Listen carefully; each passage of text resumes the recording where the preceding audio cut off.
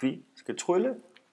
Vi skal have alle vores data fra vores gamle telefon. Det er vores billeder, vores apps, vores sms'er, vores indstillinger osv.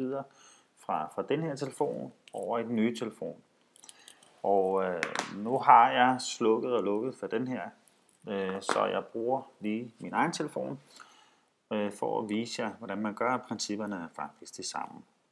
Først og fremmest så er det en rigtig god idé at sikre, at man har den nyeste software installeret på sin telefon, inden man tager en sikkerhedskopi.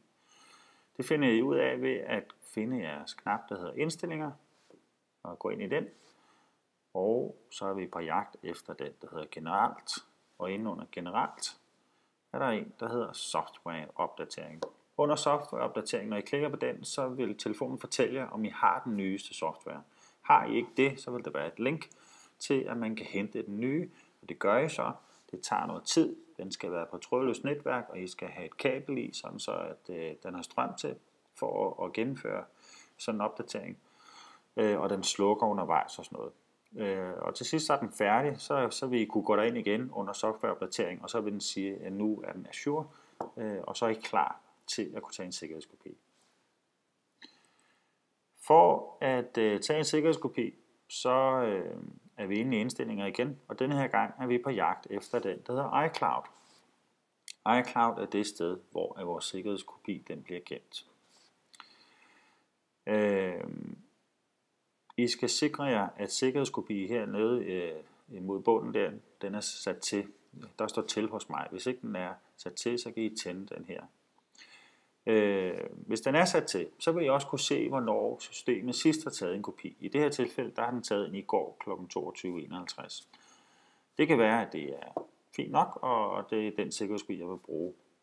Men hvis jeg har skrevet nogle sms'er, eller gjort noget andet siden kl. 22.51 i går, så vil de ting ikke komme med i min sikkerhedskopi.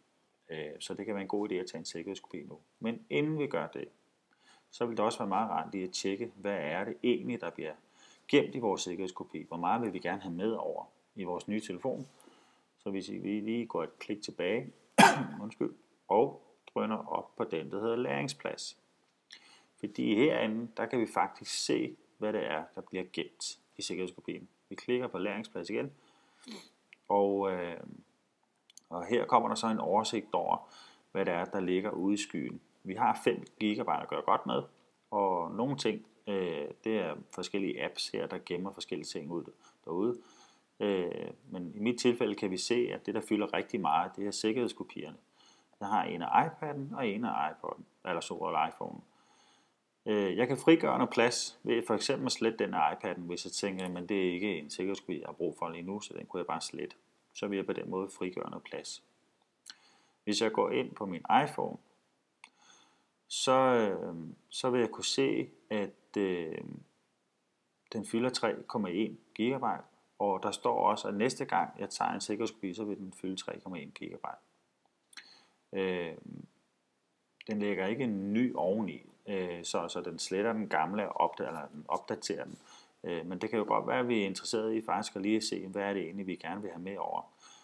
Og sikkerhedskopien, den indeholder jo alle jeres apps, og det vil sige, at har I i det her tilfælde, lad os sige hotels.com. Hvis man har den app liggende, og man har lavet nogle ting i den app og har haft nogle indstillinger, hvis man så har tændt den her, så vil de indstillinger, man har lavet, de vil også ryge med over i den nye telefon, og det samme gælder for alle de andre apps, vi har. Skype for eksempel. Hvis man har den installeret, og man har lavet nogle indstillinger derinde, jamen så ved at den er tændt her, jamen så vil de indstillinger også komme med over i den nye telefon. Det, som regel jo fylder altid rigtig meget, jamen det er vores billeder og vores video. Og hvis jeg slukker den her, så vil alle mine billeder og videoer ikke blive slettet. De vil bare kun blive liggende på min telefon her.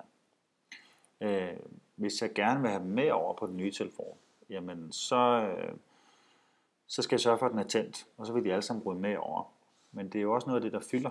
Og hvis man har brug for at få frigjort noget plads, jamen så kan det være en mulighed for eksempel at sætte et kabel på sin telefon, sætte den til computeren og overføre sine billeder og sin video, så man er sikker på, at de ligger på computeren, og så kunne man vælge at slukke for den her. På den måde vil man i hvert fald have mulighed for at frigøre en masse plads. Men det vælger I selv, alt efter hvor meget plads I har. Det kan være, at I ikke har så mange billeder osv. Men hvis det er et problem med pladsen, så er det i hvert fald her, I kan frigøre noget plads. Så her kunne jeg altså se, hvad jeres sikkerhedskopi den indeholder. Nu går jeg lige en gang tilbage, og tilbage igen, og tilbage igen. Og når I har været nede i sikkerhedskopi, og har taget en sikkerhedskopi, jamen så er I faktisk klar til at gå i gang med jeres nye telefon.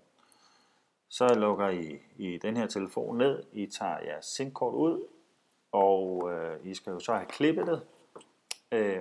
Og når det er klippet og klart, så får I sat det ind i jeres telefon, og så starter I telefonen op. Når den bliver startet op, så sker det, at undervejs så spørger den, om det er en ny telefon, eller om I vil indstille den fra en sikkerhedskopi. Og det vil I jo gerne. Og så vælger I den sikkerhedskopi, I lige har lavet. Det kommer frem på sådan en liste. Og så går telefonen i gang med at hente alle jeres indhold. Og det er alt. Det er kontakter, det er mails, det er sms'er osv.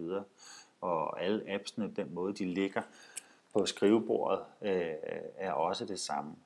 Så der kommer egentlig en tro kopi af jeres gamle telefon, kommer over på den nye. Når der er gået noget tid, og I ligesom er sikre på, at der er alt, hvad I skal bruge, I mangler ikke noget på den her, jamen så har I jo mulighed for at slette jeres gamle telefon. Og den kan jeg lige vise med det samme, når vi nu er i gang. Jeg går ind i indstillinger, og går lige tilbage en gang. Og ind under indstillinger og generelt, der er der nede i bunden en, der hedder nulstil. Og når I klikker på den, så er der en, der hedder slet alt indhold og indstillinger, og på den måde har I mulighed for at slette det hele, således at den er klar til at kunne blive taget i brug af hinanden.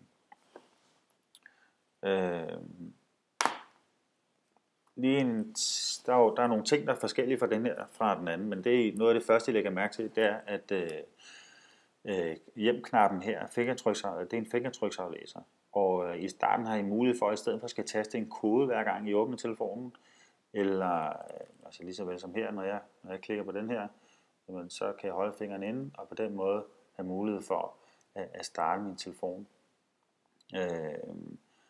Det kan man også, når man betaler apps i App Store eller noget andet, i stedet for at skal taste sit Apple ID-kode hver gang, jamen, så kan man også bare holde sin finger ind, og så læser den ens fingeraftryk. Det er noget, jeg har mulighed for at lege med, og så I må spørge, hvis der opstår nogle spørgsmål, og jeg håber, I finder ud af at overgå til den nye.